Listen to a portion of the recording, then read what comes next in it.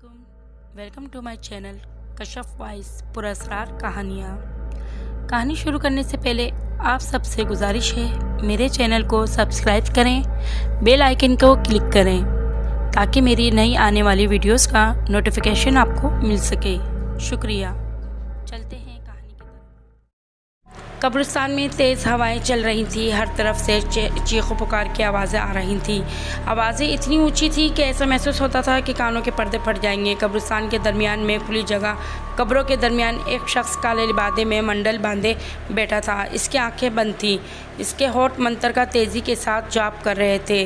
वो सोच रहा था आज इसके अमल की आखिरी रात है। इसके हिसार में एक काला उल्लू मरा पड़ा था। इसका नाम कालिदास था। वो कालिदास से पहले मुसलमान था। इसका नाम अमजद था, मगर जब इसे पता चला वो जादू वगैरह ऐसे नहीं सीख सकता तो इसने हिंदू मज़हब अपना लिया और एक पुरानी काले मंत्रों की किताब से काले उल्लू का अमल पढ़कर करने लगा। अमल से पहले इसको काला उल्लू काबू में करने में काफ़ी दुश्वारी हुई क्योंकि काले उल्लू की बद्दुआ से वो डरता था।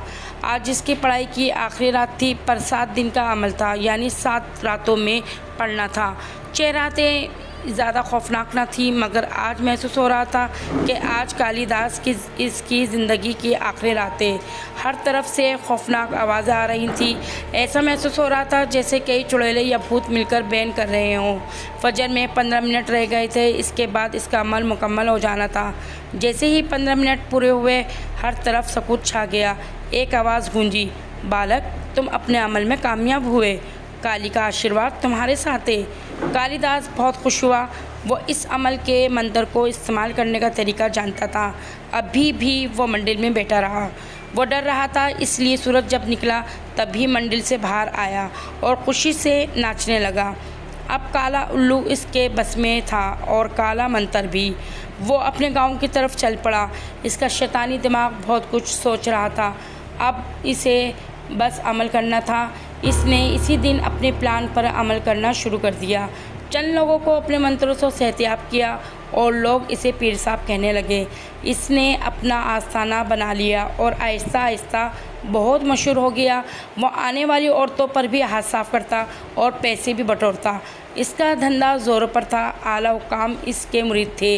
दौलत इस पर बरस रही थी। इसने कई इंस्पेक्टरों को एसआई, एसएसपी, डीएसपी बनाया और अपने पक्के मुरीद बना लिए। वो रोज़ आने वाले लोगों के काम कर देता और पीर साहब कहलाता। लोगों को इल्म नहीं था, वो कालिदास था।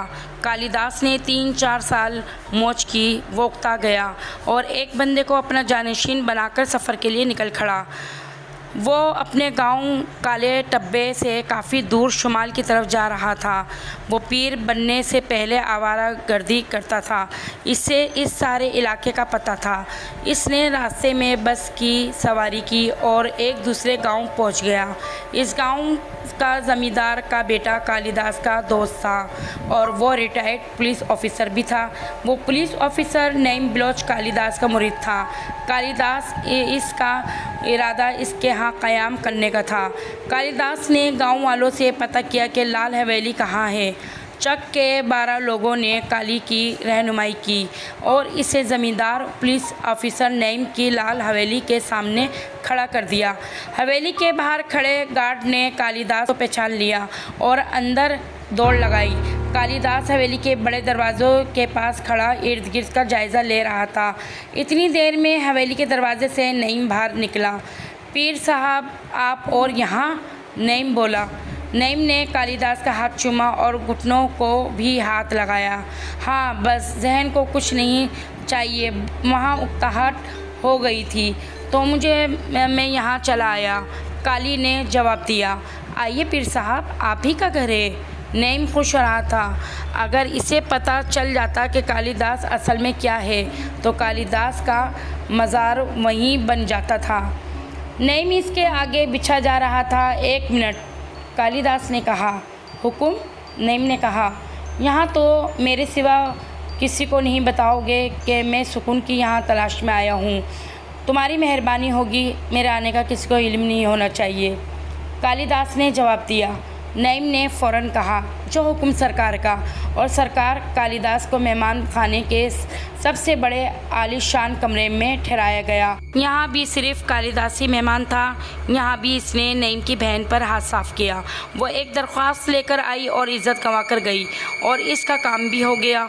वो बांझ थी, कालिदास ने इसका इलाज कर दिया था। कालिदास जितने दिन हवेली में रहा वो औरत कालिदास की खास खिदमत करती रही। एक दिन बातों ही बातों में नईम ने बताया, यहाँ से थोड़ी दूर एक डाइन रहती है जो इसके इलाके की तरफ आ जाता है, वो वापस नहीं आता है। कालिदास की आंखें चमक उठी। वो एडवेंचर का शौकीन था। इसने मुकम्मल हालात का पता चलाया और दूसरे दिन नईम के मना करने के बावजूद डाइन के इलाके का रुख किया। कालिदास चलता जा रहा था। इसे बताया गया था कि इस चक से 4 किलोमीटर दूर मगरिब की तरफ पुराने खंडरात हैं, वहीं वो डाइन रहती है। वो खंडरात किसी वक्त किसी ब्राह्मण हिंदू का महल था, मगर अब कोयले की तरह सिया और टूट फूट का शिकार थे। कालिदास दुरुस्त सिमत चलता गया। करीबन 3.5 घंटों बाद वो खंडरात के सामने खड़ा था और दिन का 1 बज रहा था। कालिदास ने अपने काले उल्लू को होशियार किया और खंडर की जानिब कदम बढ़ा दिए। खंडर का बाई हिस्सा सलामत था, बाकी सब मलबा था। सलामत हिस्से में कालिदास दाखिल हुआ और इर्द गिर्द देखने लगा। वो जिस जगह बहुत भयानक महसूस हो रही थी, कालिदास ने आगे बढ़कर एक टूटा दरवाज़ा खोला और दूसरे कमरे में दाखिल हुआ।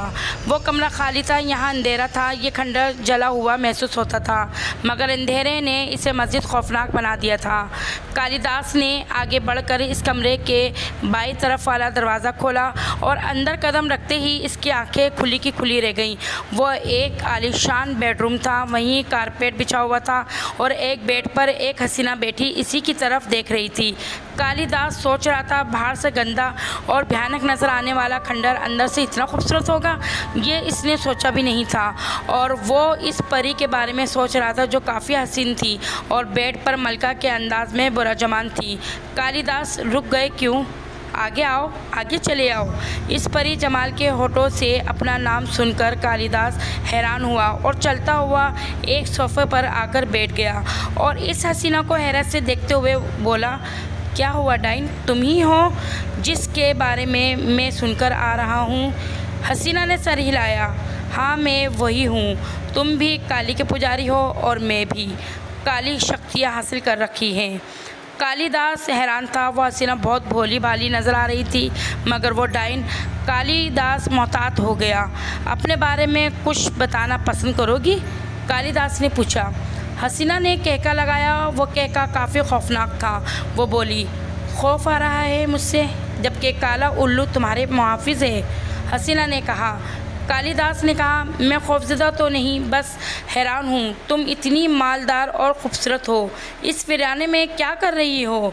अगर डाइन हो तो इंसानों के दरमियान रहकर भी शिकार खेल सकती हो, ये क्या चक्कर है? अपने बारे में बताओ।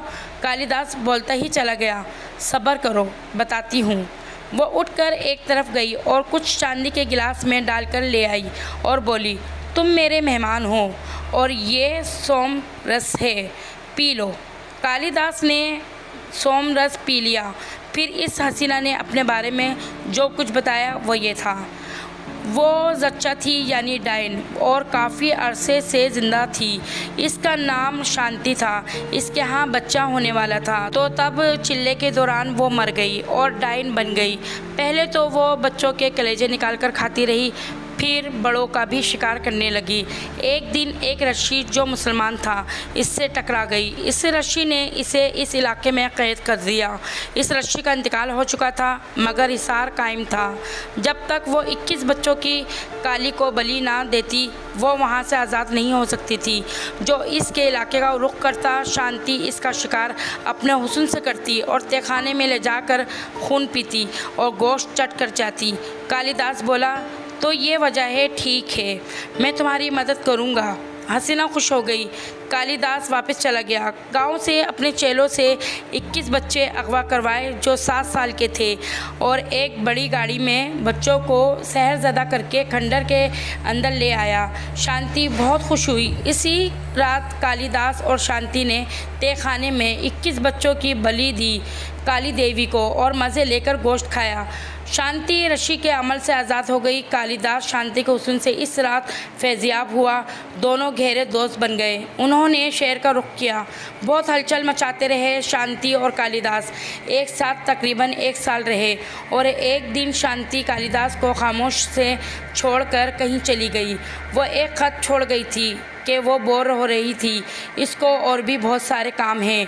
वो नए जहाँ देखना चाहती थी। इसने लिखा था, एक वक्त आएगा कालिदास की ताकत ख़त्म हो जाएगी, वो आम आदमी बन जाएगा। इसके काफ़ी अरसे बाद कालिदास और शांति की दोबारा मुलाकात होगी।